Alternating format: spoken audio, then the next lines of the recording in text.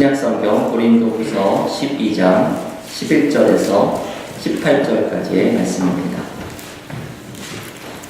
고린도후서 12장 11절에서 18절까지 한 절씩 함께 교독하실 때, 교우들 읽으실 때 제가 또 함께 읽도록 하겠습니다. 내가 어리석은 자가 되었으나 너희가 억지로 시킨 것이니 나는 너희에게 칭찬을 받아야 마땅하도다. 내가 아무것도 아니나 지극히 크다는 사도들보다 조금도 부족하지 아니하니라. 사도의 표가 된 것은 내가 너희 가운데서 모든 차문과 표적과 기사와 능력을 행한 것이다. 내 자신이 너희에게 폐를 끼치지 아니한 일 밖에 다른 교회보다 부족하게 한 것이 무엇이 있느냐? 너희는 나의 이 공평하지 못한 것을 용서하라. 보라, 내가 이제 세 번째 너희에게 가기를 준비하였으나 너희에게 폐를 끼치지 아니하리라. 내가 구하는 것은 너희의 재물이 아니요 오직 너희니라. 어린아이가 부모를 위하여 재물을 저축하는 것이 아니요 부모가 어린아이를 위하여 하느니라. 내가 너희 영혼을 위하여 크게 기뻐함으로 재물을 사용하고 또 내 자신까지도 내어주리니 너희를 더욱 사랑할 수 있도록 나는 사랑을 덜 받겠느냐. 하여간 어떤 이의 말이 내가 너희에게 짐을 지우지는 아니하였을지라도 교활한 자가 되어 너희를 속임수로 취하였다 하니 내가 너희에게 보낸 자 중에 누구로 너희의 이득을 취하더냐. 내가 기도를 권하고 함께한 형제를 보내었으니 기도가 너희의 이득을 취하더냐. 우리가 동일한 성령으로 행하지 아니하더냐. 동일한 노조로 하지 아니하더냐. 아멘. 하나님의 말씀입니다. 오늘 고린도후서 묵상 27번째 시간입니다. 이제 고린도후서의 말씀도 마무리가 되어갑니다. 오늘까지 4번의 말씀 묵상만을 남겨두고 있습니다. 이 고린도후서는 사람들에게 가장 사랑받는 바울의 편지라고 말씀을 드렸지요. 이러한 일종의 별명에 걸맞게 고린도후서에는 참 은혜로운 말씀들이 많이 등장합니다. 그 중에서 지난주에 묵상을 했던 약한 그때가 강함이라, 이 말씀은 고린도 후서를 대표하는 말씀 중에 하나입니다. 이 고린도 12장의 이 말씀의 깊이와 능력을 곱씹어 묵상할수록 그 깊은 의미를 계속해서 발견하게 되는 은혜로운 말씀입니다. 저도 이 말씀으로 한번 살아보려고 했던 때가 있습니다. 약한 그때가 강함이라, 이 말을 한 선교 신학자는 약하고자 하는 용기라고 이름을 붙여서 제가 이 말씀을 나누어 드린 적이 있죠. 저도 이 말씀을 한번 실천해 보려고 하다가 이게 너무나 힘든 말씀이라는 것을 발견했습니다. 이 말씀을 실천하려고 했던 곳이 하필이면 군대였습니다. 군대에 가서 그 관물대에 사물함 놓는 곳에 약하고자 하는 용기 이렇게 써붙이고 이대로 군생활을 해보려고 했는데, 약하고자 하는 용기는커녕 초코파이 하나에도 흔들리는 그 연약한 모습, 초코파이 하나에 무너지는 그 자괴감을 느꼈던 제 자신을 발견하였습니다. 우리는 참 연약하지요. 이 연약함에 주님의 강함이 나타나도록 해야 한다는 이 사도 바울의 말씀을 실천하는 것이, 이것이 참 너무나도 어려운 말씀입니다. 지난주에 이 약함 속에 임하는 주님의 능력, 이 귀한 말씀을 우리가 묵상하였는데, 이 말씀에 이어서 오늘 사도 바울이 또한 귀한 말씀을 소개해 줍니다. 오늘 고린도후서의 말씀은 바울이 자신이 사도로서 받았던 그 소명에 대해서 어떤 마음을 가지고 있었는지를 느끼게 해주는 본문입니다. 바울이 고린도 교회를 향해서 여러 가지 자신의 마음에 담겨있는 이야기들을 오늘 본문에서 하는데, 그 가운데 중요한 주제가 자신이 사도가 된 표지를 알려주는 말씀입니다. 이 사도의 표지란 사도로서의 마크이죠. 내가 사도라는 것을 드러내는 특징, 그 표지에 대한 말씀을 전해줍니다. 오늘 본문 고린도후서 12장 12절을 이렇게 시작하죠. 사도의 표가 된 것은, 이 사도의 표라는 표현은 자신을 사도라고 부를 수 있는 특징을 이야기합니다. 이것이 있어야 내가 참된 사도라고 하는 것이죠. 지난 주일에 저희 교회에서 임원 순장 수련회를 하면서 한 해의 목회 계획을 확정하였습니다. 항상 임원 순장 수련회를 하면 제가 리더십 교육을 아주 짧은 시간 동안 하게 되는데, 오늘의 이 본문을 미리 알았더라면 제가 지난 주일에 리더십 교육을 오늘의 본문으로 했어도 좋겠다는 생각이 들었을 것입니다. 바울은 오늘 자신이 사도라고 불릴 수 있는 몇 가지 기준을 이야기합니다. 바울의 이 말씀을 우리도 본받으면 교회 직분을 받은 사람들, 교회 리더십의 자리에 있는 사람들은 무엇이 이 바울처럼 내가 이 직분을 올바로 수행할 수 있는 표지, 마크가 무엇인가, 이 바울의 말을 통해서 우리는 배울 수가 있게 됩니다. 오늘 바울이 말하는 참된 사도의 표지를 세 가지를 함께 묵상을 하려고 합니다. 첫 번째는 참음이지요. 바울은 인내 속에서 서로를 향한 오래 참음이 사도의 표지라고 이야기를 합니다. 오늘 본문 고린도후서 12장 12절 말씀을 한 목소리로 한번 같이 읽어보겠습니다. 사도의 표가 된 것은 내가 너희 가운데서 모든 참음과 표적과 기사와 능력을 행한 것이라. 아멘. 바울이 말하는 사도의 첫 번째 표지는 참음입니다. 이 참음을 바울이 사도로서의 첫 번째 특징이라고 말하는 것이 참 놀랍지요. 이 말씀을 세 번역은 이렇게 번역합니다. 나는 여러분 가운데서 일일이 참고 견디면서 사람들과의 관계에서 그 다름을 참고 인내하고 견뎌주는 것, 그것을 바울은 자신이 사도라고 말할 수 있는 첫 번째 표지라고 이야기합니다. 우리는 다른 사람과의 관계 속에서 그 다름을 인정하고 함께 해주는 것이, 이것이 참 어려운 일입니다. 제가 박혜조라는 분의 눈먼 최선은 최악을 낳는다 라는 글을 소개를 해드린 적이 있습니다.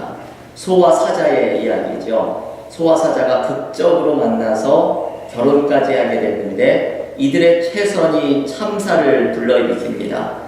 소는 최선을 다해서 매일 아침마다 맛있는 풀을 대접합니다. 사자는 이게 너무나 싫었지만 억지로 참습니다. 사자도 최선을 다하죠. 아침마다 맛있는 살코기를 준비해서 소에게 대접합니다. 소도 이게 괴로웠지만 꾹 참았습니다. 근데 이 소와 사자가 참을성의 한계에 도달했을 때 둘은 결국 다투고 헤어지고 말게 되죠. 그들이 헤어지면서 서로를 향해서 한 말이 이것입니다. 난 최선을 다했어. 이 상대를 배려하지 않는 최선이 최악을 낳았다는 것을 알려주는 이야기입니다. 상대방을 배려하지 않고 자신의 방식으로 사랑을 하려고 했던 것이죠. 이런 부부를 제가 오징어 부부라고 불렀죠. 그 오징어에 대한 시를 소개해 주면서 오징어 부부가 사랑한다고 하면서 서로의 목을 조르는 습성을 가지고 있었던, 그게 오징어 부부의 모습입니다. 다름을 인정하고 그것을 배려하고 참아주는 것, 그것이 사랑의 모습이죠. 그리고 바울은 이것이 자신이 생각하는 사도의 표지라고 말합니다. 이 참음, 이게 사도의 첫 번째 표지라는 것이죠. 한국에 선교를 와서 54세의 나이로 생을 마감했던 서석평 선교사, 이분도 사도의 표지를 이 참음으로 붙들었던, 그것을 붙들려고 애썼던 분입니다. 원래 미국 이름은 엘리자베트 셰핑이죠. 이 엘리자베트 셰핑이라는 분은 1912년에 결혼도 안 한 이 처자가 간호선교사로 1912년에 조선으로 와서 한국 조선 이름을 서석평이라고 바꾸고 전라도 광주 일대를 사역을 하면서 미혼모, 한센인, 노숙자를 위한 사역을 했던 간호 선교사였습니다. 이분의 별명은 나환자들의 어머니였고 조선의 작은 예수라고 불렸던 분입니다. 그런데 이 서석평 선교사가 세상을 떠나기 전에 신비한 체험을 합니다. 호흡이 잠시 멈췄을 때 사람들은 죽은 줄 알았는데 이미 깨어나면서 잠시 천국에 다녀왔다고 말을 합니다. 천국에 가서 이 천국문을 들어가려고 하는데 문지기가 베드로였는데 문지기인 베드로가 자신을 서더랍니다. 그래서 이 서서평 선교사가 왜 날 못 들어가게 하느냐고, 내가 주의 일을 위해 얼마나 애를 썼는지 아느냐고, 사람 잘못 본 거 아니냐고 이야기를 해도 베드로는 당신이 조선에서 온 서서평 아니냐고 하면서 계속해서 천국을 못 들어가게 하더랍니다. 그래서 이유가 뭐냐? 이유를 알려달라 물었더니 베드로의 대답이 당신의 그 급한 성질을 고치고 오지 못하면 천국에 못 들어갑니다. 말하더랍니다. 이 말을 듣고 서서평이 알았다 수긍을 하고 돌아서면서 다시 이 땅으로 되돌아왔다고 합니다. 이것을 깨어나서 말하면서 서서평 선교사가 이렇게 말을 합니다. 주님은 온유한 자가 복이 있으니 천국이 저희 것이라고 했는데 성질 사나운 내가 어떻게 천국에 들어갈 수 있겠습니까? 탄식을 하였다고 합니다. 서서평 선교사에게는 이 평생에 씨름했던 문제가 이것이었죠. 이 참음의 문제. 이거로 씨름했던 분이었던 것 같죠. 그의 이름이 이 서서평이라는 서자가 천천히 서자입니다. 이 천천히 서자를 2개 반복하면서 천천히 평안하게 살아가자는 것이 평생의 좌우명으로 살았던 분입니다. 주의 일을 하면서도 성격이 급했던 서서평 선교사는 선교사로서 가져야 할 덕목을 바로 참음이라고 생각을 했던 분이었습니다. 오늘 바울이 이야기하는 사도의 표지가 역시 바로 이 참음이죠. 여러분, 주의 일을 하는 사람들은 이것을 기억해야 합니다. 상대의 다름을 인정하고 함께 주의 일을 해나가는 참음이 바로 교회 일을 하는 사람들이 가져야 하는 첫 번째 자세입니다. 주의 일은 거창한 능력에서 시작하는 것이 아니라 바울이 사도의 표지를 정말 고상하고 거창한 것을 얘기할 수 있었겠죠. 그러나 참음이 사도의 표지의 첫 번째라는 것을 기억하면서 우리도 직분을 맡은 우리들이 서로 배려하고 참아주는 모습으로 주님의 몸된 교회를 세워나가는 주의 종들이 될 수 있기를 기원합니다. 두 번째, 바울이 말하는 사도의 표지는 방금 읽었던 12절 말씀에 연이어 등장하는 3가지의 단어들이지요. 표적과 기사와 능력입니다. 이게 바울이 말하는 사도의 표지들이지요. 그런데 여러분, 이것은 무언가 특별한 기적의 사건을 이야기하는 것이라기보다도 한마디로 이것을 이야기하면 복음의 능력을 의미합니다. 초대교회 사도들은 놀라운 기적의 사건들이 일어나는 것을 복음의 능력이 나타나는 것으로 보았습니다. 그리고 이러한 기적이 나타날 때 중요한 것은 복음의 능력이 드러나는 표적, 곧 사인이라고 생각을 했습니다. 사인이 중요한 것은 그것 자체가 아니죠. 그것이 지시하는 것이 중요하죠. 사도들이 일으켰던 놀라운 기적들은 바로 복음이 드러나는 것을 증거하는 사인이었습니다. 그리고 사실 사도들에게 기적 중에 최고의 기적은 죄사함의 기적을 경험하는 것이고 예수가 믿어지는 기적을 경험하는 것이었습니다. 바울을 비롯한 사도들이 복음을 전할 때마다 죄의 문제가 해결되고 절망 중에 있었던 사람들이 예수 안에 있는 새로운 희망을 발견하는 이 복음의 능력을 경험하는 것이 바로 기적 중에 기적이었습니다. 그래서 지금 12절에서 말하는 표적과 기사와 능력을 한마디로 이야기하면 복음의 능력입니다. 바울이 말하는 사도의 표지는 바로 이 복음의 능력을 드러내는 것이죠. 이것이 바울이 붙잡으려고 했던 본질적인 사도의 사명입니다.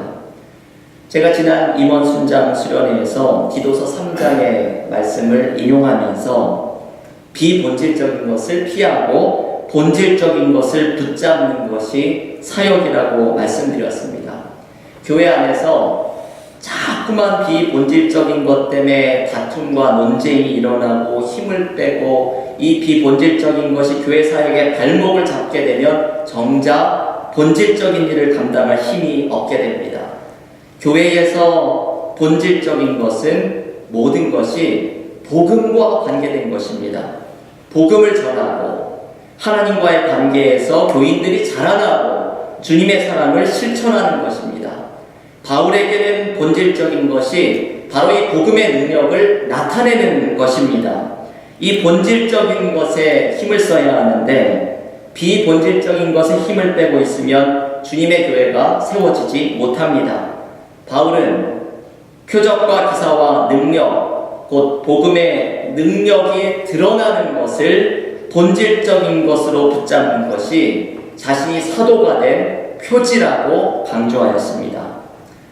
한희철 목사님의 예레미야와 함께 울다라는 책에 보면 통나무 속에 있었던 한 개미집에 대한 이야기를 소개합니다. 어떤 분이 이 모닥불을 활활 피워놓고 그 모닥불 속에 불을 살리려고 통나무 하나를 집어던졌습니다. 그랬더니 이 불이, 통나무가 그 모닥불 속에서 불이 붙었는데 거기에서 개미들이 떼를 지어서 나오는 것을 발견했습니다. 그 통나무 속에 개미집이 있었던 것이죠. 그래서 이 사람이 황급히 불이 붙은 통나무를 끄집어내었더니 개미들의 일부가 그 통나무에서 빠져나와서 불을 피해서 달아났습니다. 그런데 이상한 일이 벌어졌습니다. 불길을 피해서 도망을 가던 개미들이 방향을 바꾸어서 통나무 둘레를 빙빙 돌다가 많은 개미들이 그 불이 타고 있는 통나무 위로 다시 올라가서 그대로 붙어서 불에 타 죽는 것을 보았습니다. 너무나 기이한 모습이죠. 불이 붙은 통나무 위로 수많은 개미들이 다시 올라간 것입니다. 이 이야기를 소개해 주면서 한희철 목사님은 질문합니다. 도대체 어떤 힘이 개미들로 하여금 다시금 자신의 집으로 돌아가게 한 것일까?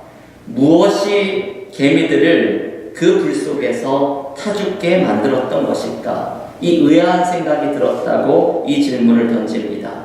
이 질문에 대한 대답을 하고 있지 않지만 저는 이것을 읽으면서 그 이유를 알 것만 같았습니다. 이제 오늘 말씀이죠.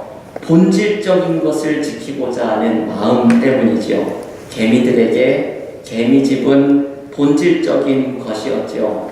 그것을 지키려고 하는 본능이 개미들로 하여금 다시 불타는 통나무 위로 올라가도록 만들었던 것입니다. 마치 그것이 없어지면 존재가 사라지는 것처럼 느껴지는 본질에 대한 욕구, 이 본능이 개미들로 하여금 이러한 행동을 하게 했던 것입니다. 여러분, 바울에게는 복음이 이런 것입니다. 복음의 능력을 잃어버리면 자신의 사도로서의 존재 자체가 사라지는 듯한 본질적인 것이 바울에게는 복음입니다. 그리고 여러분, 교회도 마찬가지입니다. 복음이라는 본질이 사라져버리면 교회의 존재 자체가 사라져버립니다. 복음의 능력을 드러내는 본질을 붙잡는 것에 힘을 쏟는 것이 교회가 건강하게 세워지는 방법입니다. 올해 2019년 우리 은혜와 사랑교회 목회에서도 복음이라는 본질을 붙잡아야 합니다. 비본질적인 것에 힘을 빼는 것이 아니라 복음의 본질을 붙잡고 이것을 드러내는 것에 전력하는 교회가 되어야 합니다. 그때 하나님이 기뻐하시는 건강한 교회로 세워지는 축복이 우리 모두에게 임하게 될 줄을 믿습니다. 세 번째, 바울이 이야기하는 사도의 특징은 사랑을 드러내는 것입니다. 바울은 오늘 본문 14절부터 이 주제를 보여주죠. 사랑을 드러내는 것. 고린도 교회를 향한 자신의 사랑이 어떤 모습이었는지를 계속해서 보여줍니다. 14절 중간에 이런 표현이 있죠. 내가 구하는 것은 너희의 재물이 아니요 오직 너희니라. 너무 은혜로운 말씀이죠. 내가 너희에게 구하는 것은 재물, 너희가 주려는 헌금, 후원금, 그것이 내가 구하는 것이 아니라 나는 너희를 원한다. 바로 고린도 교회 교인들 자신을 바울은 원한다고 말을 합니다.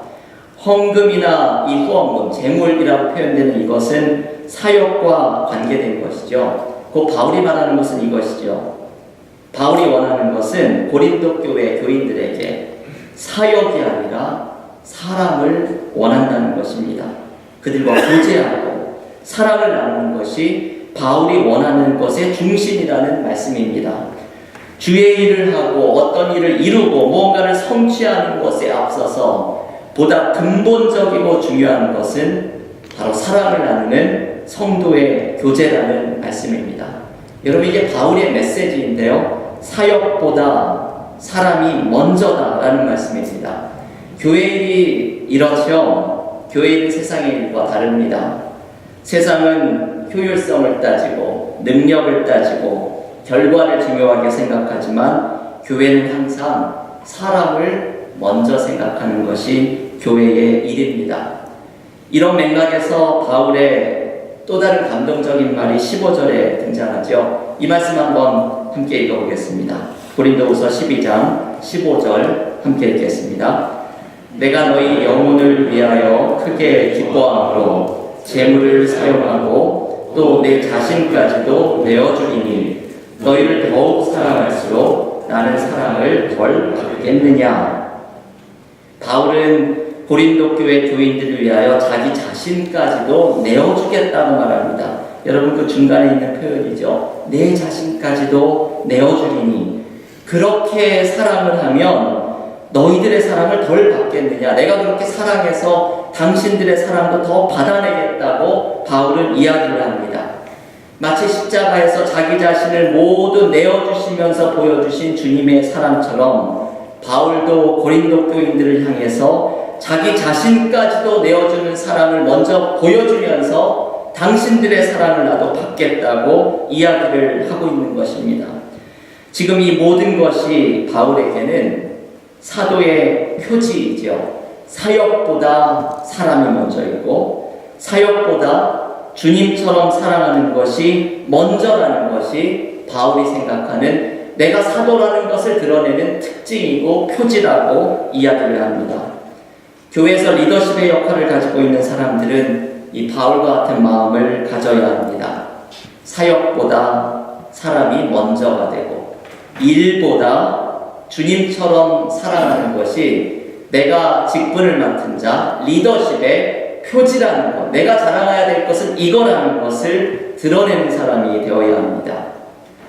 한 남자의 이야기를 제가 책에서 읽었습니다. 이 남자는 믿음에 있어서 회의가 생겼고 세상에 대한 증오가 가득했던 사람이었습니다. 이 남자가 인도의 캘커타에서 사역하는 테레사 수녀를 찾아가서 이 수녀가 운영하는 사역지를 둘러보게 되었습니다. 테레사 수녀와 함께 한마디의 말도 없이 사역하는 수녀들의 모습을 이곳저곳 둘러봅니다. 그러다가 한 수녀 앞에 멈춰서게 됩니다. 이 수녀는 이 테레사 수녀가 했던 것이 죽어가는 사람들을 보다 인간적인 존엄성을 가지고 죽어갈 수 있도록 도와주는 사역을 했죠. 그래서 구더기가 먹어가는 사람들을 길에서 찾아와서 그들을 돌보는 일을 했습니다. 한 수녀도 구더기로 다 뒤덮여 있고 오물로 뒤덮여 있는 사람을 돌보고 있는 한 병자를 돌보고 있는 수녀를 이 남자가 보게 되었습니다. 그리고 이 남자는 이 수녀의 손과 얼굴과 눈을 말없이 들여다보았습니다. 그리고 이 수녀에게 이런 일을 도대체 보통 사람은 할 수 없는 이런 일을 할 수 있는 힘을 준 것은 하나님의 사랑이었다는 것을 발견하였습니다. 그 남자가 테레사 수녀를 돌아보면서 이렇게 말을 합니다. 저는 이곳에 증오심에 가득 차서 왔습니다. 하지만 지금은 저의 마음속에 하나님을 모시고 떠납니다. 저는 마치 그리스도를 돌보듯이 병든 사람을 돌보는 그 수녀의 모습에서 하나님의 사랑을 보았습니다. 여러분, 이 남자는 어떻게 이런 변화를 경험할 수 있었습니까? 세상을 향한 증오, 믿음에 대한 회의가 이 남자를 삼켜버렸던 이 사람이 어떻게 한순간에 하나님을 마음속에 모시고 그 공동체를 떠나는 사람이 될 수 있었습니까? 그 이유는 한 사람을 소중히 돌봤던 그 수녀, 주님의 사랑을 드러내던 그 수녀를 통해서 이 사람은 하나님의 사랑을 느꼈기 때문입니다. 하나님의 사랑을 드러내주는 한 사람을 통해서 이러한 놀라운 일들이 일어나게 되는 것입니다. 왜냐하면 사랑이 드러날 때 하나님이 함께 드러나게 되기 때문입니다. 왜 사람을 사랑하는 것이 사도의 표지가 되는가? 그 이유가 여기에 있습니다. 사랑 속에서 하나님을 느끼게 만들어주는 것이 바로 우리가 해야 하는 사역의 본질이기 때문입니다. 사랑하는 교회 여러분, 오늘 바울이 말하는 사도의 표지 세 가지는 이 자리에 있는 우리 모두가 교회의 직분을 받은 사람들이 반드시 기억해야 하는 말씀입니다. 다른 사람의 다름을 배려하는 참음이 첫 번째 표지이고, 복음의 능력이라는 본질을 붙잡는 것이 두 번째 표지이고, 사역보다 사랑을 드러내는 것이 사도로서의 세 번째 표지임을 기억해야 합니다. 우리 은혜와 사랑교회가 참음과 복음과 사랑을 통해 주님의 몸된 교회가 더욱더 든든히 세워져가는 축복을 누릴 수 있기를 간절히 기원합니다.